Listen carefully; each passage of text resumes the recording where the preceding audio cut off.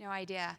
All right. We have an exciting conversation to have this morning, and we're going to talk about guardians, partners, and acquiring technologies. But first, we have a really great video to share, and I have a verbal hammer, so roll it.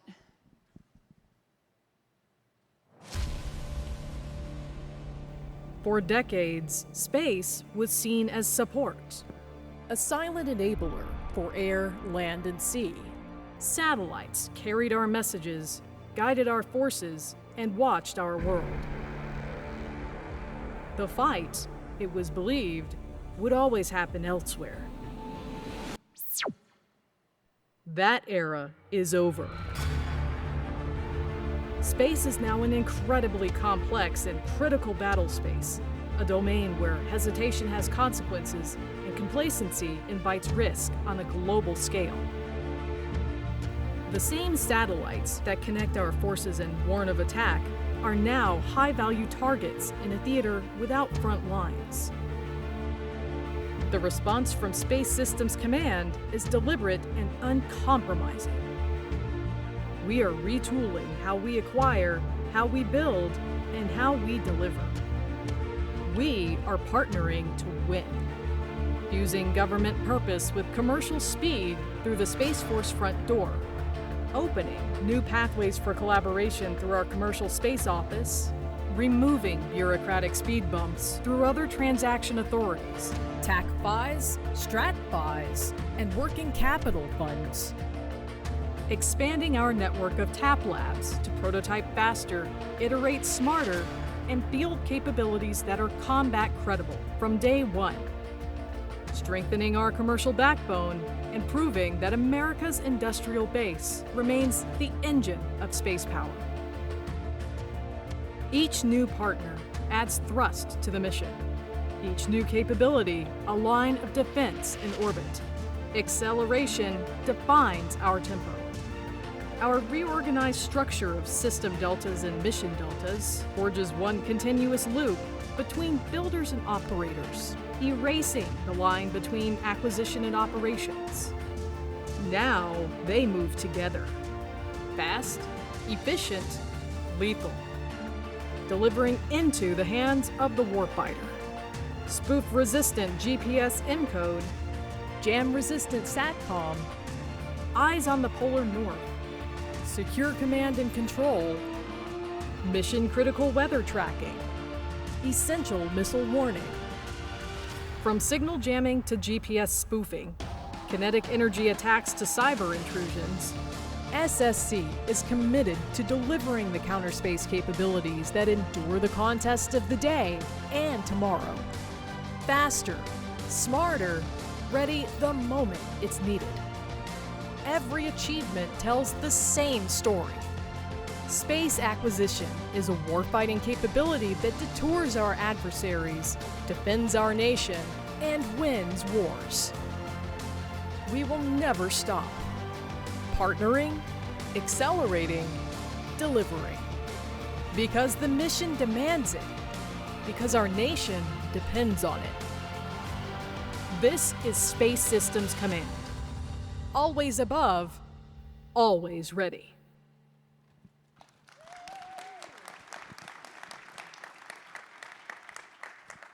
What an inspiring video.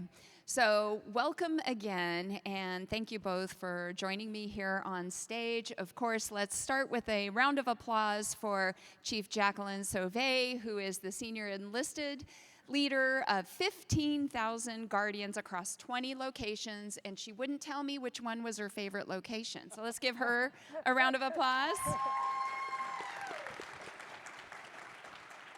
And of course, we're very fortunate to have the commander of Space Systems Command as well, which is a $15 billion enterprise, Lieutenant General Philip Garrant.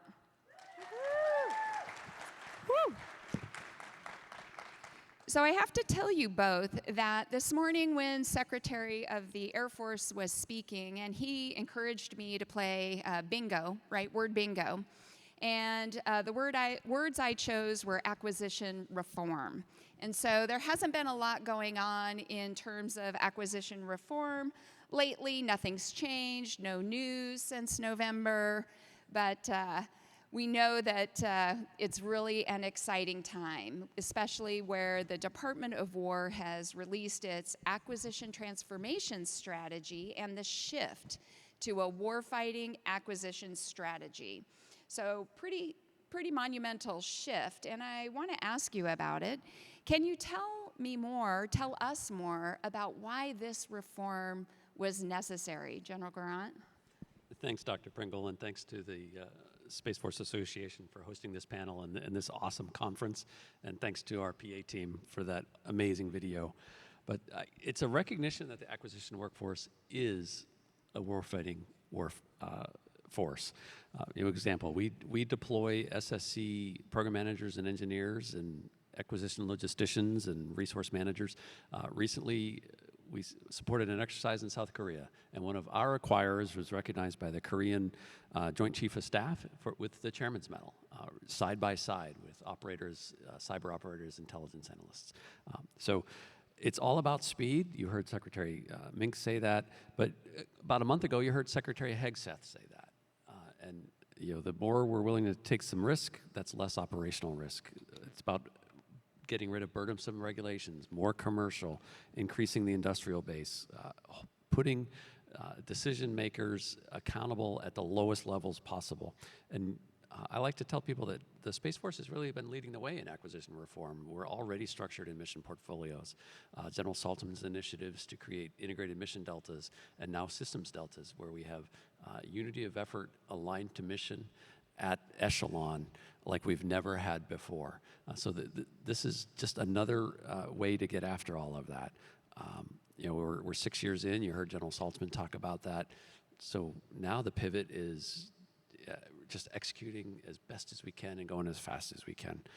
For 2026, SSC is going to be focused on readiness, on delivering combat capability, and that's everything from launch infrastructure to the airmen that are at our bases, firefighters, EOD techs, maintainers, all part of this team to deliver warfighting capability and integrating ops, developing guardians, and engaging with our partners like we are today.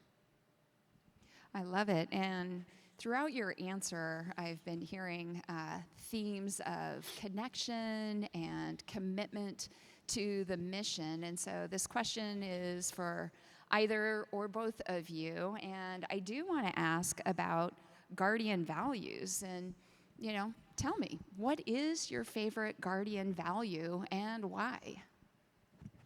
You want to kick it off? Go for it. Okay. So for starters, I'll say thank you for the question. Thank you for everyone, for our PA team and that wonderful video that was just displayed. So for me, what resonates the most is connection. All the other values are super important, but this one resonates with me the most because it is through connection that we're able to turn individuals into mission-driven teams. It is through connection that we're able to build strong and ready force, right? It is through connection that we're able to build a rich and I would say build those strong relationships, right? It is through connection that we're able to build trust. Trust is super integral to really any organization, being able to trust the person to your left, to your right, being able to trust your leaders, right, that they're going to have the best interest in you, that they're going to invest in you. And as a leader, right, being able to trust your subordinates that they're going to be able to accomplish that mission to the fullest. And the last thing is really, connection really nurtures a winning, thriving team. And speaking of winning, thriving team, I certainly want to brag a little bit about our System Delta 89. So thank you for that. That's right. So earlier this year, they had an opportunity to what I would call a very historic launch mission out in Japan. So they partnered with our MIT Lincoln Lab. They partnered with the Japan Aerospace Exploration Agency and a few other folks to be able to integrate our payload onto the Japan satellite. So they were able to get that and get that across the finish line early February this year. It didn't stop there. They're still continuing to work another launch. Hopefully we can get that early this next year. So congrats to the team for building those connections, building those relationships to be able to get something so monumental. And I would say it wasn't just a success for our SSC team, but really the larger service and our nation, right? But I'll say that our relationships, our building of connections don't really stop there. They don't stop with our industry partners.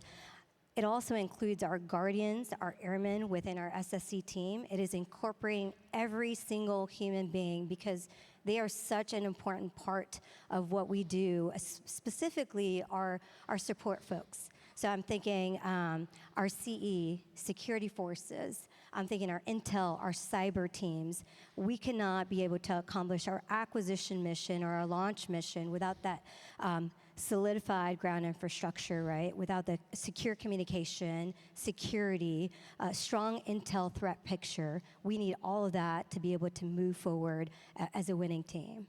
And so for me, there is no value more powerful than connection.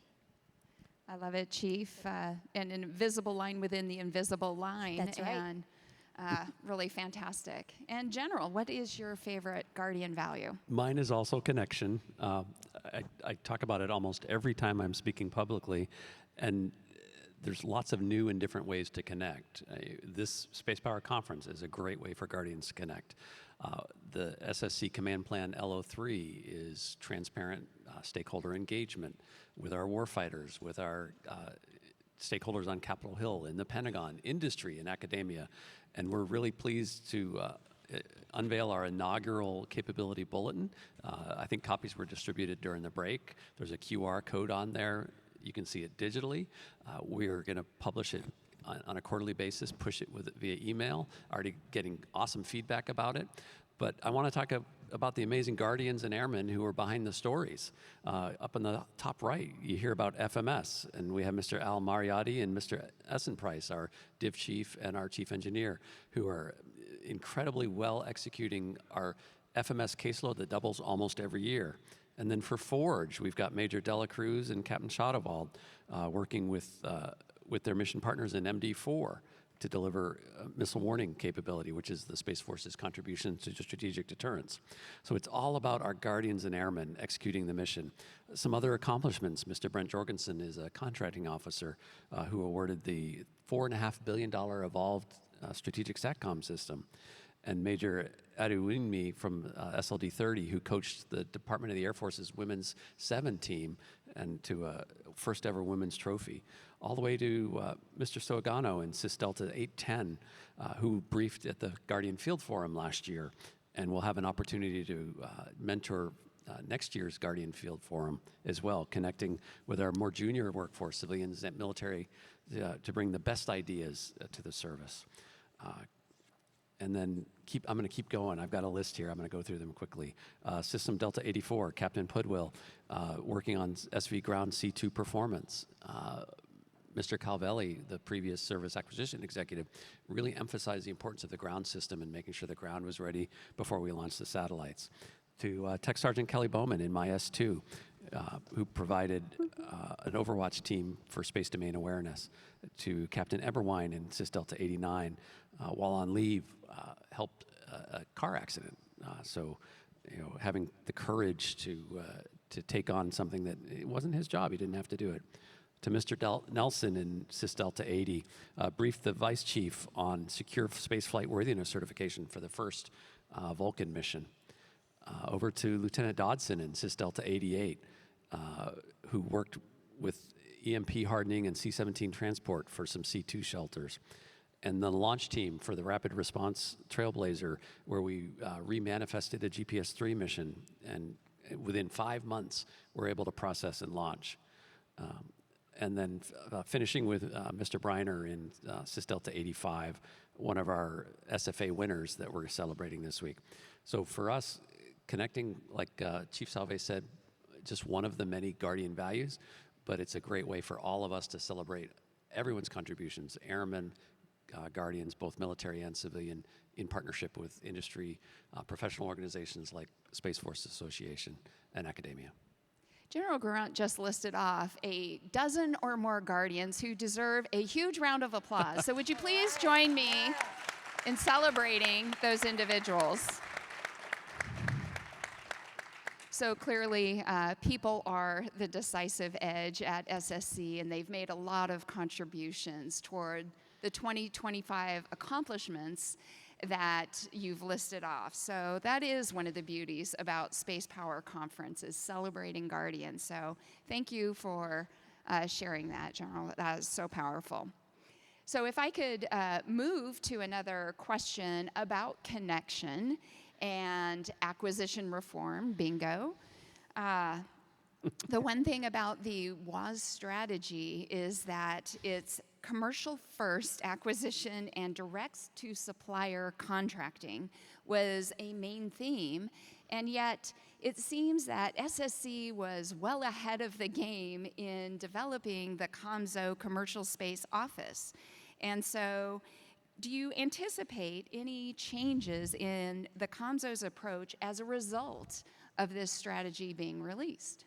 Yeah, the Space Force is absolutely ahead in this area too. We released the commercial space strategy that General Saltzman and Mr. Calvelli signed out in 2024, and the commercial space office was part of the initial stand-up of SSC.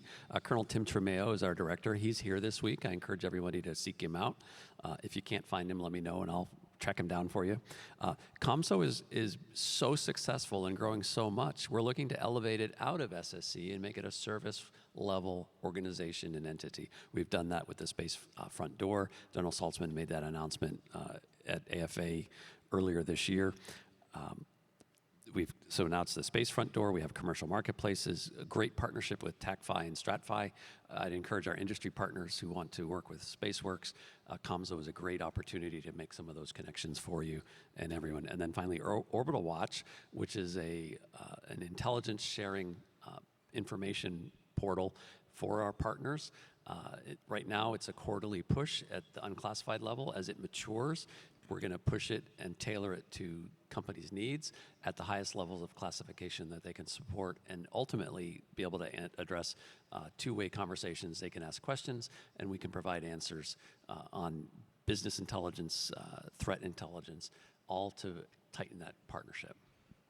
I love it. So even though they were ahead of the department, if you will, there's continued innovation that will be coming. So we have time for just a couple more questions, and I'm going to start with a myth busting for the chief. So with all this talk about acquisition, it may seem that there won't be investment in some of the specialties. Can you speak to that, Chief? Yes, ma'am, absolutely. Thanks, Dr. Pringle. So I will start off by saying it is not true. And I see our STARCOM counterparts here in the room. So I'll say our Space Force and STARCOM they have made significant investments in how we train our guardians, specifically with the officer training course, and also looking at our acquisition initial qualification training. You know, as the new lieutenants come in, they attend and learn the initial skills training, so foundational knowledge that they need, and from there they move on to learning about the different disciplines in the Space Force, so intel, cyber operations. On the tail end, some get selected to attend the AIQT. But I would say one of the neat things outside of learning the different disciplines and gaining that foundational knowledge is their ability, going back to the connection piece, is to build the relationships right off the bat. You don't see that in other services, right, where you start with the same group of officers. And so as they move on to their first duty assignments, they will still continue to be able to build those relationships. Doesn't matter what they do, whether they move on to become an intel officer, a cyber officer, operations, or acquisition officer. For our acquirers, right, we just graduated our first group of folks, sir. I think we had 14 graduate a couple of months ago, where they went through and they learned the foundational acquisition knowledge. They also had the ability to engage with industry. They had some industry site visits. We also had some mentorship that happened throughout the course. I believe they're also assigned a senior acquisition officer mentor, which is pretty awesome. But sir, I'm not sure if I left anything out to that portion of it. No, that was it. That's awesome. And I would say the idea behind that was to make sure that they get that foundational knowledge before they go to their first acquisition assignment. So they're developing relationships that will last a lifetime. And being old myself, I really value the relationships I've developed over time as well. Okay, so I've heard a lot about connection with within Space Systems Command, connection with your sister and brother commands. You mentioned STARCOM out there, as well as within the department and across commercial. And so could you talk to other types of partnerships, perhaps nonprofits, that may be important to the Space Force's success, General Garrant? They might be able to foster these partnerships, share knowledge, unite the broader space community, like what the Space Force Association is doing here this week and now? Absolutely. I tell folks, using program management as an example, that program management is easy. It's just cost, schedule, performance, and risk. Anyone can do it. What makes the magic is the relationships and the networking and working together through really tough problems.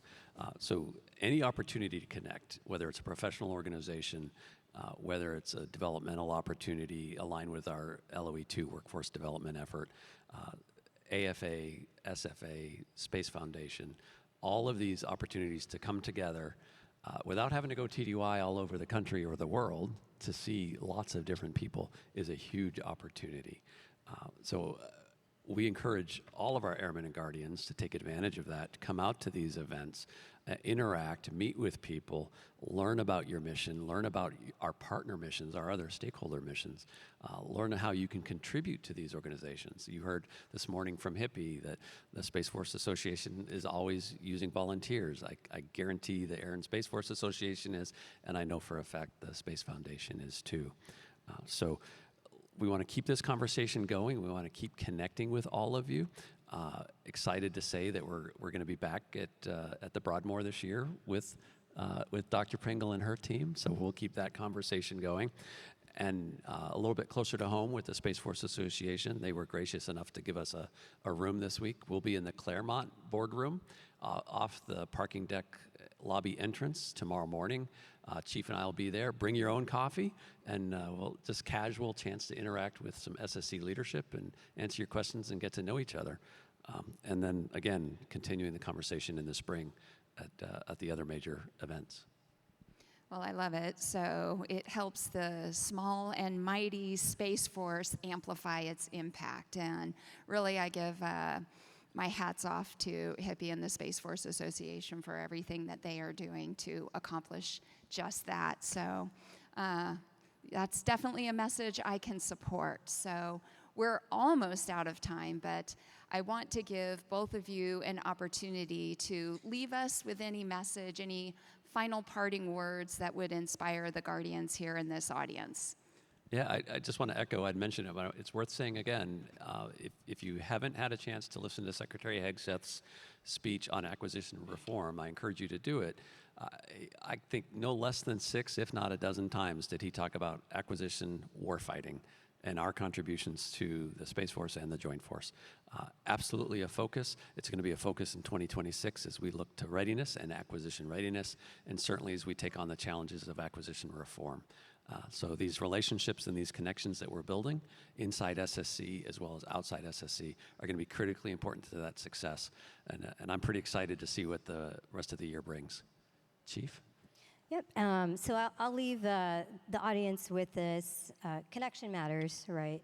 The relationships that you build today will absolutely shape outcomes that you may never see firsthand. So lots of power there. Second thing is, space superiority is not achieved alone. It is achieved by connected teams who understand the ecosystem they're a part of and the mission that they serve. And so be deliberate about how you invest your time as well as energy. Take the opportunities while you're here at Space Force Association, Spacepower Conference to build those connections because that is where real impact is made. Thank you so much. That is so awesome. What a great note to end on. What you do matters. So please join me in a round of applause for Chief Sauve and General Garrant. Thank you both for joining me here today. Well done. That you can get what you want, or you can just get old. You're gonna